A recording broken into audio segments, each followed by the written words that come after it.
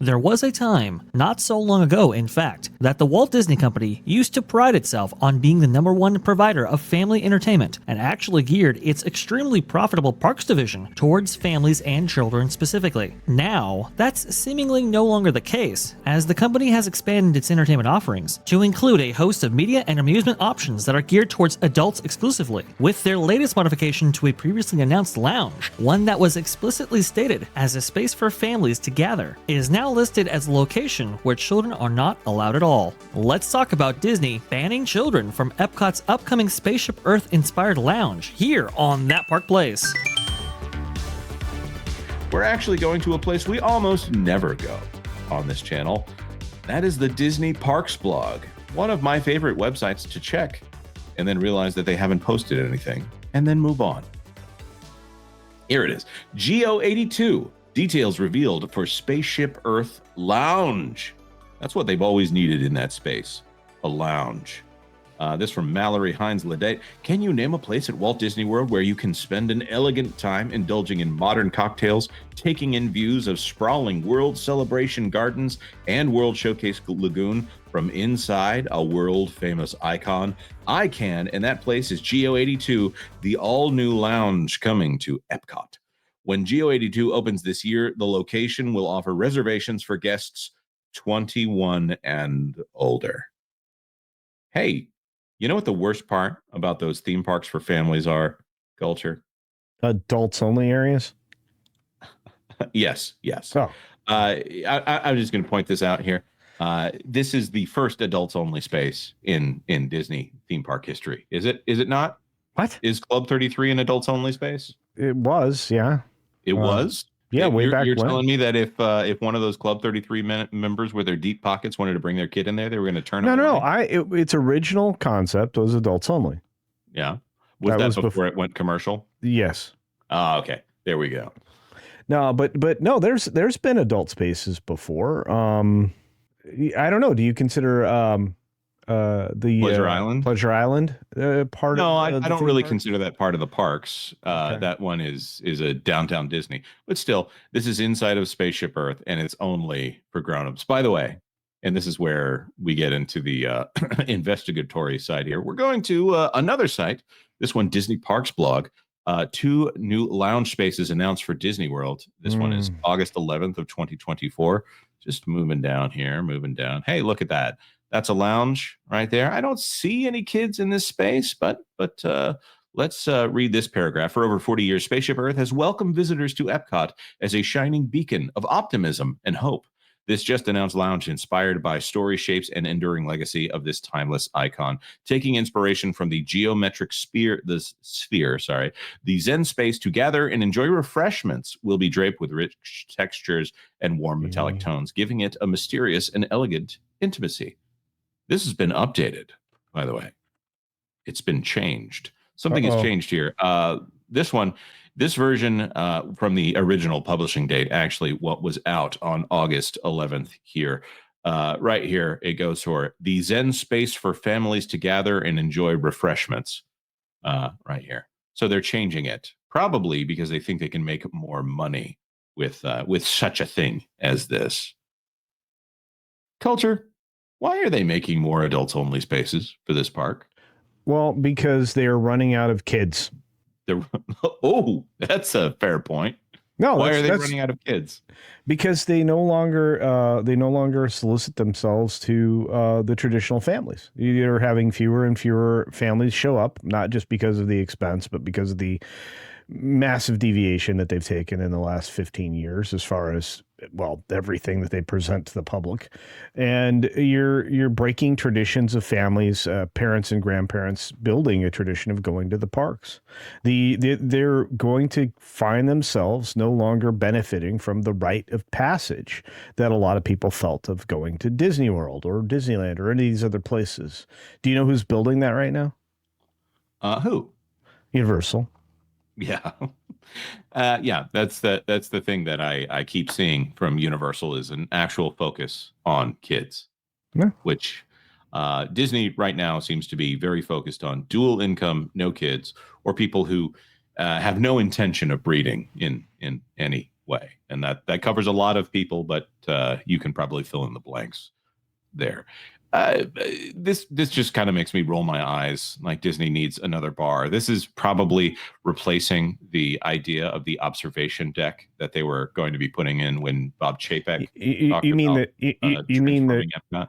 Yeah, you mean the Commerce Tower? I called it. That it was literally sitting on the edge of the water, so that it could bilk people every night and day for premium spectacle viewing in the nighttime and drinks and Exactly. all those other things. Yeah. No, I Yeah, look.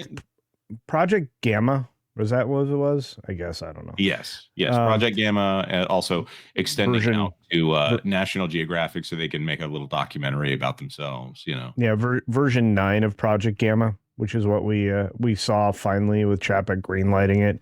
And yeah, we got nothing of what we were promised. Disney will overpromise all day long now and completely underdeliver. And again, that's not a reputation you have. But the only reason look, Jonas, I don't think I'm wrong. I think that the only reason they're marketing themselves to the Disney adults is because while they were successful in creating a lifestyle brand, it's really just a very limited number of people, and it's getting further limited by the enormous expense of being part of said brand now. So I think so, and I think the risks that people were willing to take for that. Unfortunately, Disney used to be a rite of passage, and now it's becoming once in a lifetime. And it's as parks like Epic Universe are coming up, and the DreamWorks Land that's over there, Minions Land over at Universal Studios Florida. You got stuff out there at Hollywood as well. I'm seeing so many, or of course the Universal Kids Resort. I see Universal picking up a lot of the slack. They're making it very easy for Universal to say, "Hey, look, we are better for you, for your family, if you want to have these kind of experiences." Also, they have brands that are relevant to kids. There is some, you know, grumbling out there about Bluey at the park, which they would still have to pay Ludo Studios and BBC for the rights to have Bluey in the parks on the level that Disney wants to have Bluey in the parks. But right now, we're the closest Disney has to doing something interesting, and let's say Tomorrowland. Like right now, they're talking about how they're going to put the Fantastic Four into Tomorrowland. That is a movie that is not even out yet, that has, I would say, a mid-level reaction to it on social media. That is, Disney I would say, putting the cart before the horse.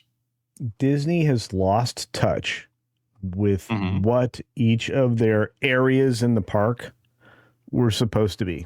They've lost touch with it. The Frontierland is not about cars. Okay. It's certainly not about, some kind of a salt mountain. Or maybe it could be, I don't know, but it fit more with Critter Country concept. The Liberty Square is not going to fit well with cars. Haunted Mansion, which is in the Liberty Square area, isn't going to fit in well with cars. They've lost touch with the heart and soul of what makes their parks lovable. Same thing's happening in Epcot and has been for years, ever since they introduced IP characters. But I can go on and on about this, Yeah. Jonas, and we just don't have time. Right, you're absolutely right. This, to me, I'm just disappointed in everything that they seem to be innovating at these parks is meant to appeal to adults, other than ripping out the Rivers of America to replace that with some kind of Cars attraction, which I don't. I'm going to say the people that are behind that, I don't think they really believe in that. I think they see dollar signs and they see that it's popular at Disneyland because they did a great job with it, by the way, also under John Lasseter out there, because he was chief creative officer, not just head of Pixar. Uh, I see a company that has completely lost its way here, not because they do a bar in Spaceship Earth, although having a bar in the icon of the park that is well known, as opposed to, there might be a secret bar up there. It's the only place you can get alcohol. Not that kind of thing. This is on the Disney Parks blog. This is something they're advertising and hoping very much for you to do. Also, to pay a premium dollar in order to view the fireworks from that bar. So I'm just disappointed here. It's just kind of lame to me. Culture, is there anything else we need to say before we get to our wonderful super chats? Could you be mine? Would you be mine? Won't you be my neighbor? Hi, neighbor. Ugga Mugga, first of all. There you go. Doge for $2. The Dinks plus tumbler stands are Disney's audience right now. Yeah, Corksicle seems to be a beloved partner over there. And I believe that is a wine tumbler company. I always look at them and I think, could I get one of these? No, I don't want to look like I'm carrying wine around all day. What's wrong with that? I don't drink much. Paul for $5. I miss the old rule of absolutely no alcohol in the parks made by Disney himself. None of these lounges, bars, etc. were ever needed or wanted. Of course, with the exception of Club 33, which was supposed to be a secret. It's actually a private. It was a private place in the park. Right. Exactly. If somebody backstage happened to have something stowed away, that wasn't putting it out on stage everyone.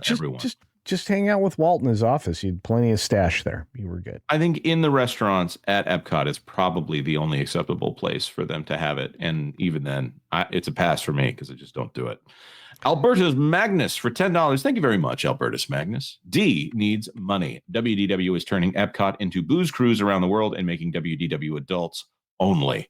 I suggest a new profit center, princess-themed rooms in Cinderella Castle, available to rent by the hour. Interesting. Let's do beach bungalows that are rentable by the hour. Let's have massage professionals there, to give you a massage for an additional. They did try to do cabanas in the Magic Kingdom at one point, which was hilarious to think about. I mocked it, but there were people in my party that were trying to tell me how acceptable that was. I'm glad they went with DVC lounges. We're not talking about the new DVC lounge. They just we don't have time for it today. But thank you very, very much, Albertus Magnus. Thanks for watching That Park Plays News. For more information, consider checking out www.thatparkplace.com. And don't forget to subscribe, share, like, and send this out on your favorite social media accounts.